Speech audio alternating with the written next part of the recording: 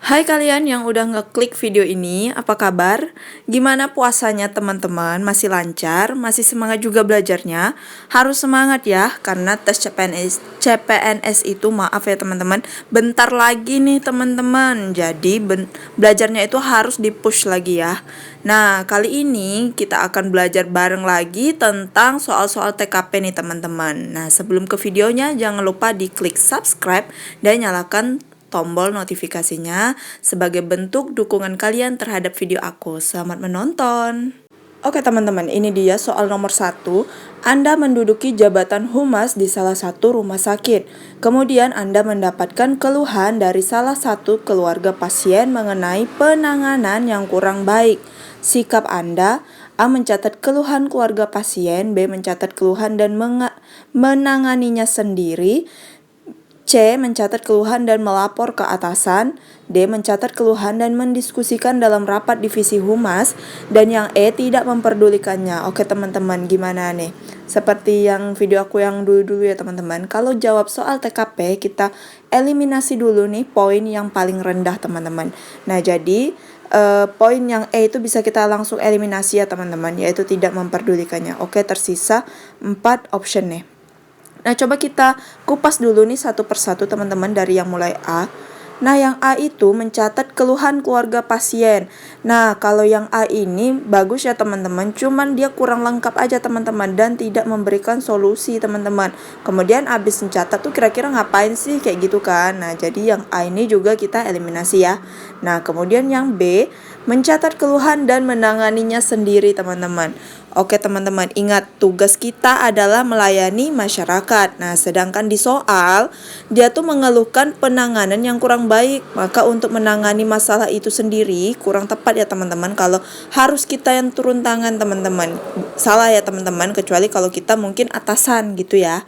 Nah, kemudian yang C, mencatat keluhan dan melapor ke atasan. Oke, yang C ini melaporkan ke atasan itu adalah tindakan yang tepat dan lebih efisien ya teman-teman, karena pastinya masalah tersebut teratasi dengan cepat dan tuntas serta baik teman-teman. Pasti masalah tersebut selesainya itu baiklah gitu kan teman-teman. Nah, coba kalau kita lihat yang D lagi nih.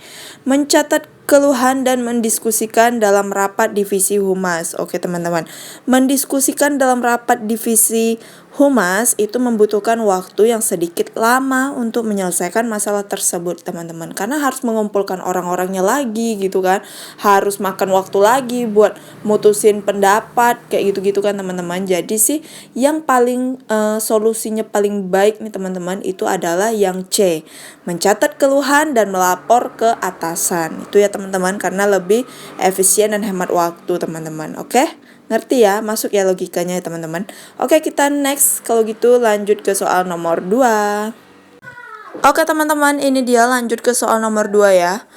Dalam setiap pekerjaan pasti memiliki job description-nya masing-masing, dan saya telah melakukan pekerjaan sesuai dengan job description tersebut. Sikap saya adalah, oke teman-teman, sebelum aku lanjut aku mohon maaf banget ya teman-teman kalau dengar suara berisik, suara bocil, suara motor kendaraan atau segala macamnya itu aku mohon maaf banget ya teman-teman, karena aduh di depan rumah aku tuh emang lagi bising banget teman-teman. Jadi harap maklum ya. Semoga nggak bikin semangat kalian kendor ya teman-teman. Oke, kita lanjut lagi nih ya ke optionnya. Nah, yang A, enggan berkontribusi lebih dari apa yang dikerjakan saat ini. Yang B, saya akan melakukan pekerjaan di luar job desk saya apabila diminta oleh atasan. C, di tengah-tengah kesibukan pekerjaan saya tetap mau membantu teman saya. Yang D, saya mau mempelajari di luar job description di waktu luang. E, saya akan membantu teman saya jika diminta. Oke, seperti biasa nih teman-teman, kalau soal TKP pasti kita harus eliminasi poin yang paling rendah nih teman-teman. Oke, udah kita baca nih optionnya, mana nih harus kita eliminasi. Yang A jelas ya, kita eliminasi dulu teman-teman. Oke, tersisa 4 option nih. Oke, kita bakalan bahas satu persatu dari yang A. Enggan berkontribusi lebih dari apa yang dikerjakan saat ini. Nah, kalau yang A itu lebih kayak tidak mencerminkan mampu berorientasi kepada orang lain ya teman-teman. Nah jadi yang A itu makanya aku eliminasi, kemungkinan A ini adalah poinnya 1 teman-teman. Oke, yang B, saya akan melakukan pekerjaan di luar job desk saya apabila diminta oleh atasan. Nah yang B ini lebih memilih bersikap pasif teman-teman, yaitu menunggu perintah dulu baru mau kerja.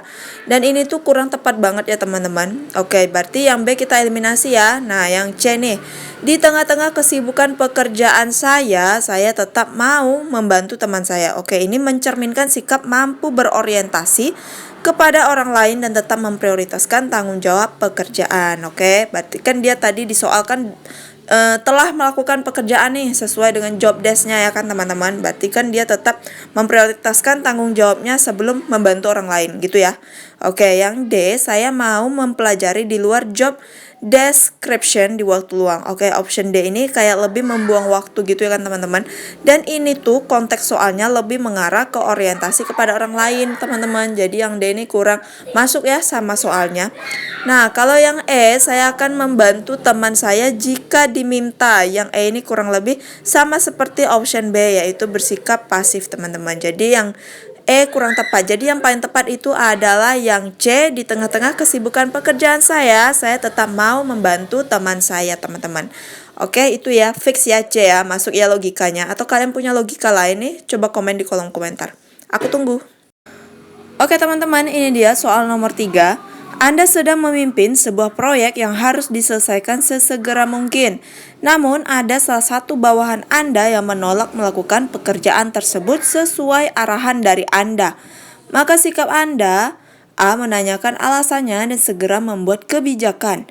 B, membiarkannya berlapang dada. C, memberikan peringatan keras kepadanya agar mau melakukan proyek tersebut. D, langsung memberikan sanksi kepadanya saat itu juga. Yang E, memindahkannya ke divisi lain karena menghambat kinerja proyek Anda. Oke teman-teman, di antara kelima option ini kita harus eliminasi yang poinnya rendah dulu nih teman-teman. Nah kayaknya yang B ya teman-teman, membiarkannya berlapang dada. Oke, kita bahas nih satu persatu optionnya. Yang option A itu baik ya teman-teman, karena kita sebagai pemimpin harus mengetahui penyebab bawahan kita bertindak seperti itu teman-teman. Kemudian baru kita membuat kebijakan nih untuk mengatasi masalah tersebut gitu ya. Berarti yang A ini kita simpen dulu. Yang B tadi udah kita eliminasi ya teman-teman. Kenapa aku eliminasi? Karena ini terkesan tidak peduli. Selain itu dapat menghambat penyelesaian proyek tersebut juga teman-teman. Nah jadi itu yang B nggak menyelesaikan masalah ya. Jadi makanya aku eliminasi. Kemudian yang C, memberikan peringatan keras kepadanya agar mau melakukan proyek tersebut. Oke, yang C ini itu terkesan memaksa ya teman-teman. Yaitu dikhawatirkan malah makin menambah masalah teman-teman, bukan menyelesaikan masalah ya kan. Orang kalau nggak suka kemudian makin dipaksa kan pasti nggak mau gitu kan. Nah jadi yang C ini kurang tepat juga teman-teman. Oke, coba yang D, langsung memberikan sanksi kepadanya saat itu juga.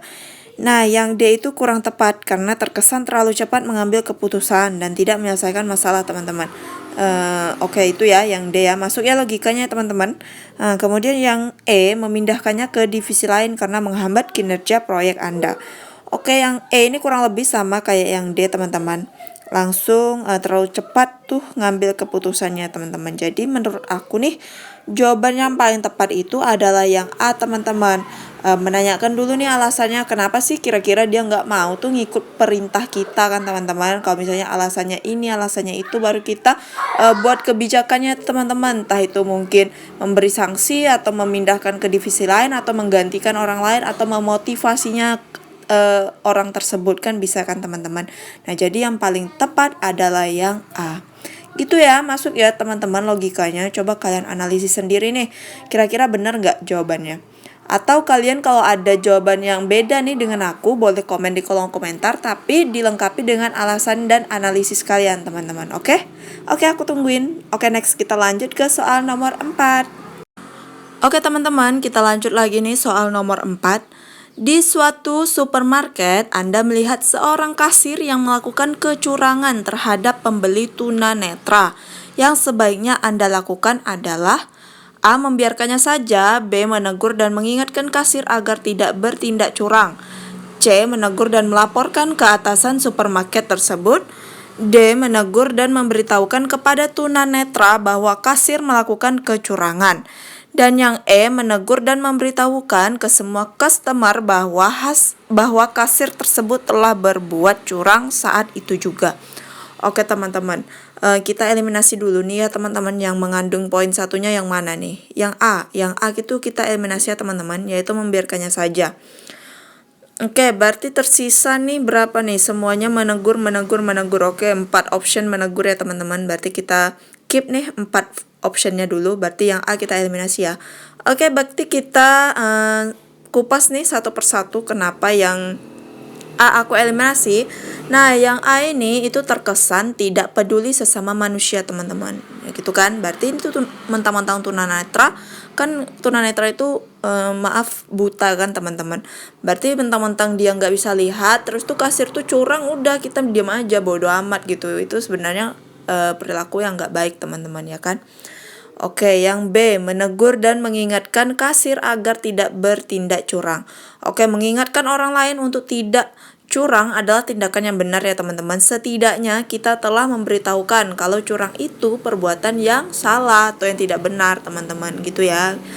Oke, kita keep ya yang B nih. Coba yang C kita lihat, menegur dan melaporkan ke atasan supermarket tersebut. Oke, di sini tuh Anda sebagai customer yang tidak perlu melapor ke atasan supermarket tersebut. Karena itu bukan tugas Anda juga teman-teman gitu kan. Kalian juga nggak tahu juga nih mana sih atasan supermarket tersebut gitu kan. Jadi yang C aku eliminasi.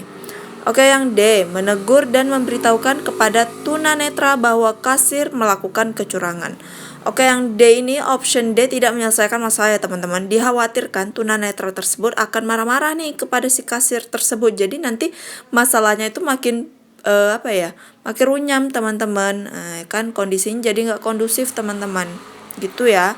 Nah, yang E, menegur dan memberhentikan menegur dan memberitahukan ke semua customer bahwa kasir tersebut telah berbuat curang saat itu juga. Nah, yang E itu jangan bertingkah lebay teman-teman atau berlebihan kan. Karena hal itu juga dapat merusak nama baik si kasir tersebut gitu kan. Nah, kita mau berbuat baik sama orang lain tapi jangan sampai mencoreng nama baiknya teman-teman gitu kan. Jadi yang paling tepat adalah yang B, yaitu menegur dan mengingatkan kasir agar tidak bertindak curang teman-teman. Itu ya yang B ya, masuk ya teman-teman logikanya. Coba menurut kalian, analisis kalian itu gimana teman-teman? Komen di kolom komentar. Oke, ini dia soal yang terakhir teman-teman. Anda seorang atasan di perusahaan X. Saat Anda sedang memimpin rapat bersama klien, tiba-tiba Anda mendapatkan pesan bahwa anak Anda di-opname di rumah sakit. Maka sikap Anda A. menghentikan rapat dan langsung ke rumah sakit. B. meminta izin untuk ke rumah sakit dan akan melanjutkan rapat ketika keadaan sudah normal. C. mencari tahu keadaan kondisi anak saya, kemudian memutuskan tetap rapat atau ke rumah sakit. D. melanjutkan presentasi. E. membalas pesan dan melanjutkan presentasi. Oke teman-teman, seperti biasa kita eliminasi dulu nih poin rendahnya. Menurut kalian yang mana nih poin rendahnya teman-teman? Ayo komen di kolom komentar ya teman-teman ya. Oke, di sini aku bakalan eliminasi kemungkinan yang poin satunya itu ada di option A teman-teman, yaitu menghentikan rapat dan langsung ke rumah sakit. Ini ya aku eliminasi ya yang A. Oke, tersisa 4 option nih. Nah, kita kupas satu persatu dulu nih deh teman-teman. Nah, yang A itu aku eliminasi. Kenapa? Karena yang option A ini dapat merusak hubungan mitra kerja dengan klien karena kalian menghentikan rapat hanya sepihak teman-teman. Dan pekerjaan itu dalam situasi seperti ini, pekerjaan prioritasnya nomor 1 teman-teman. Yaitu kan kalian sedang memimpin rapat nih teman-teman sama klien. Mungkin itu klien bisnis kalian atau mitra kerja sama kalian kan teman-teman. Jadi itu akan berdampak sama perusahaan kalian teman-teman gitu kan. Nah, jadi yang A ini makanya aku eliminasi kurang tepat teman-teman, karena menghentikan rapat kayak gitu kan teman-teman. Sedangkan di rumah sakit itu pasti punya dokter, perawat yang bisa yang anak Anda itu udah tertangani dengan baik lah sama mereka ya kan. Nah, jadi posisi anak Anda itu sekarang udah aman nih teman-teman ya kan. Nah, coba yang B kita lihat nih. meminta izin untuk ke rumah sakit dan akan melanjutkan rapat ketika keadaan sudah normal. Oke, yang B ini walaupun sudah meminta izin nih sama klien, namun option ini tuh kurang tepat karena klien pastinya merasa kecewa terhadap profesionalisme kalian gitu teman-teman, gitu ya. Karena lihat lagi nih tempatnya nih. Kalian tuh lagi mimpi rapat tuh kan tiba-tiba dapat pesan bahwa anak Anda diopname di rumah sakit. Nah, pasti kalau di rumah sakit itu kan punya dokter, perawat gitu kan teman-teman. Pasti mereka lebih tahu lah dalam menangani anak kalian teman-teman. Jadi yang B ini juga kurang tepat ya. Yang C, mencari tahu kondisi anak saya, kemudian memutuskan tetap rapat atau ke rumah sakit. Oke, yang C ini memakan waktu yang lama, teman-teman. Jadi bersifat kayak ambigu, teman-teman. Jadi kayak bingung gitu, mau pergi atau gimana gitu kan, teman-teman. Sedangkan rapat tuh harus tetap berjalan, teman-teman. Jadi yang C itu membuang waktu ya teman-teman. Makanya yang C ini juga aku eliminasi teman-teman. Yang D nih, melanjutkan presentasi. Oke, ini baik tetapi kurang lengkap teman-teman. Nah, jadi ini baik sebenarnya, kurang lengkap aja. Oke, yang E kita coba bandingkan ya antara D sama E.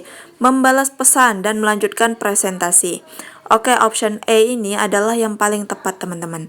Karena di soal dibilang nih bahwa anak Anda diopname di rumah sakit. Pastinya anak Anda sudah berada di tempat yang aman ya kan.